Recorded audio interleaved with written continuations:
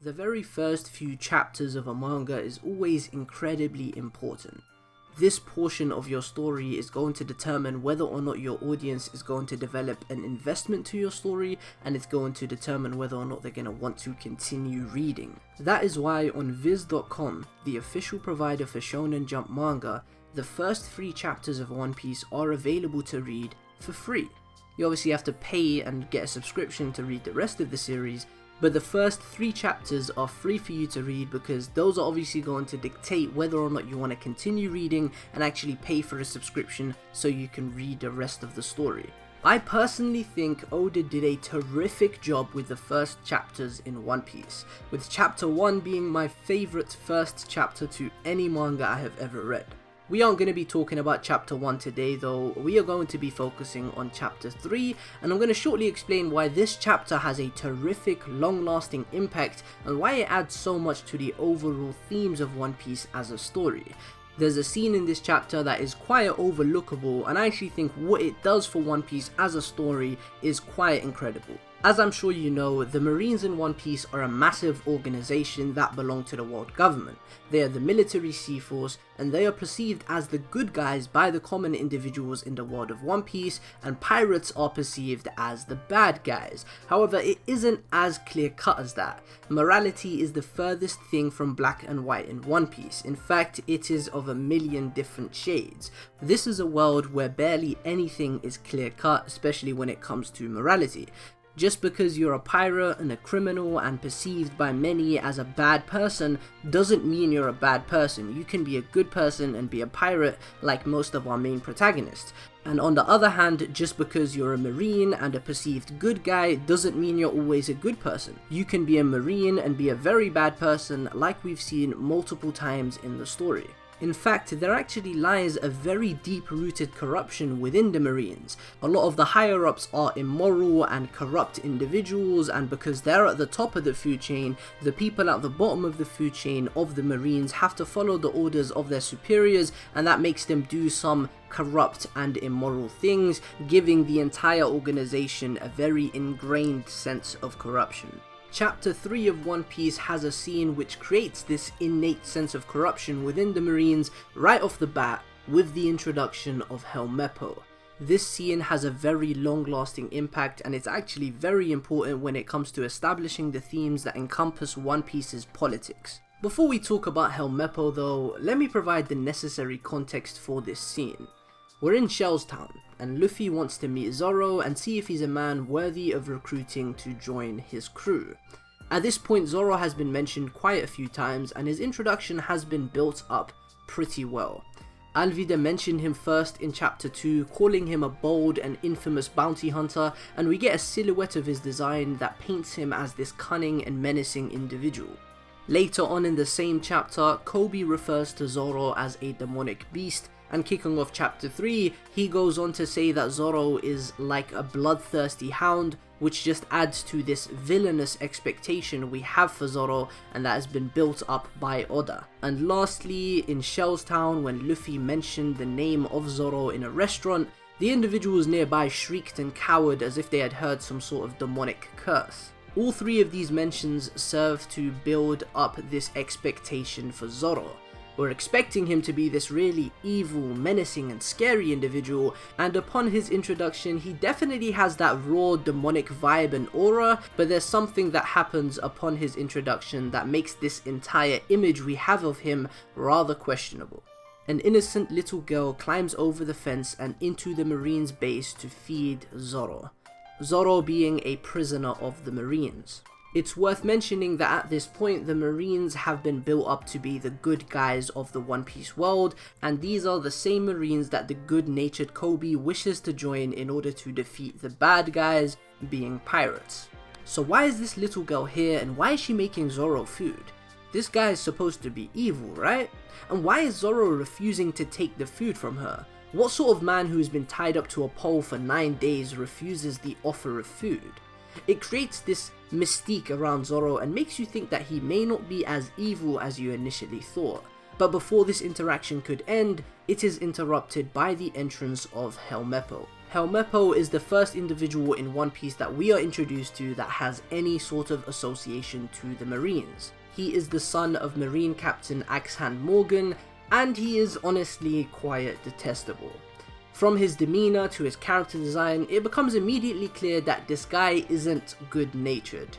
He honestly has a punchable face, at least in my opinion, and one of his first lines is, "I'll tell my father on you." So for me personally, this was enough for me to think that this guy isn't somebody I'm going to like.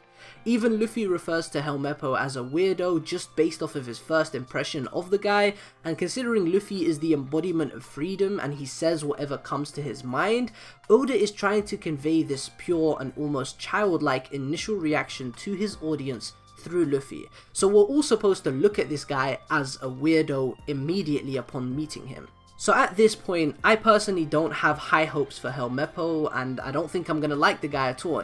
And I think most people reading for the first time would actually agree with me on that, and that was what Oda was going for. Yet still, just like Kobe, we as the audience have to put our trust into Helmeppo, the person associated with the Marines, to take care of the little girl who is actually in danger since she's right next to a bloodthirsty killer. But that couldn't be further from the truth. It turns out that this girl is actually in more danger now that Helmeppo is here. Helmeppo walks up to this girl, snatches her rice ball out of her hand without permission, takes a bite out of it, spits it out and calls it completely inedible, and then proceeds to stomp all over the rice ball that this poor little girl put a ton of work into making. Helmeppo immediately goes from somebody we had to put trust into and turns into somebody who we just don't like because he made a poor little girl burst into tears.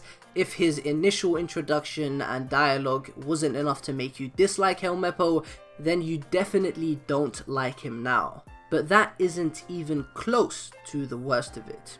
He then proceeds to command one of the soldiers accompanying him to throw the poor little girl over the fence. This is something that is probably going to kill the girl. At this point, it's clear that these Marines are not people you can put trust into, and that they are seriously misrepresented in the world. And it is clear that not all Marines are bad people, because the soldier that Helmeppo ordered to throw the little girl struggled to do so, but he still did it because he was ordered to do so, further enforcing the fact that there is a deep-rooted corruption within the Marines that stems from the higher-ups, and practically all Marines are affected by this because they are told to do corrupt things by their superiors, just like this soldier was told to do something evil by Helmeppo, who was his superior. Now this on its own is already fantastic for its thematic weight and what it does for world building and altering our perception of the Navy as an organization, but Oda doesn't stop there. Helmeppo leaves and Luffy jumps over the fence to talk to Zoro. This is where something incredible happens. Zoro asks Luffy to give him the rice balls that are on the floor, the ones that Helmeppo just stepped on. Even Luffy, the guy who we all know eats anything, asks Zoro if he's sure he wants to eat this, but Zoro doesn't care and he forces it down. You can see how disgusting he finds it and how he struggles to swallow the rice ball, but he does it anyway.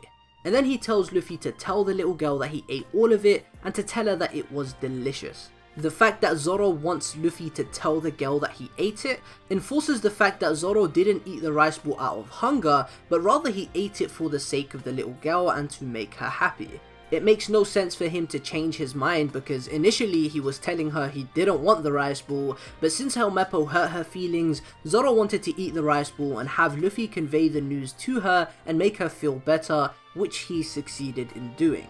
This makes Zoro seem like a very good person at heart. For him to care so much about a poor little girl's feelings is incredibly indicative of his personality. The reason I think this is absolutely genius is because it adds to what I was talking about earlier when it comes to the corruption in the Navy.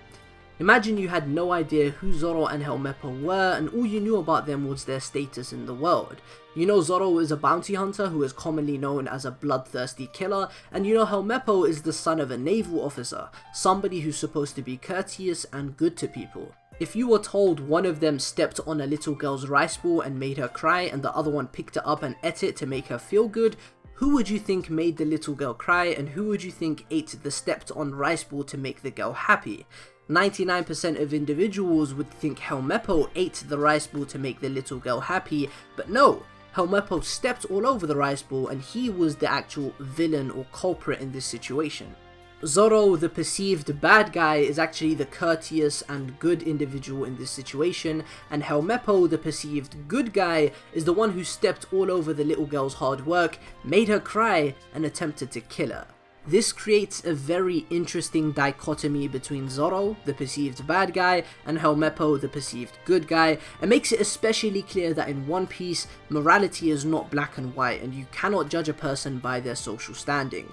A criminal can be a good person at heart, and somebody who works for the government can be vile and even villainous. Through just Zoro and Helmeppo, Oda creates a rift between the Marines and criminals, which we now know to be a very layered and fleshed out dynamic. All of this character writing for Zoro and thematic work for the series as a whole comes from just a single chapter, Chapter 3 of One Piece, and this just goes to show how incredible early One Piece truly is, and why the series is so gripping right from the very beginning. I'm actually currently rereading the series from the very beginning, which is why I'm talking about Romance Dawn in this video, and I'm actually trying to analyze a lot of the writing this time around, so you may be seeing a lot of analysis videos from me over the next few weeks and months of early One Piece. So let me know in the comment section below if you enjoy this sort of content. Like the video if you enjoyed, subscribe for more One Piece videos like this one, and comment your thoughts down below. I've been Fiji, peace.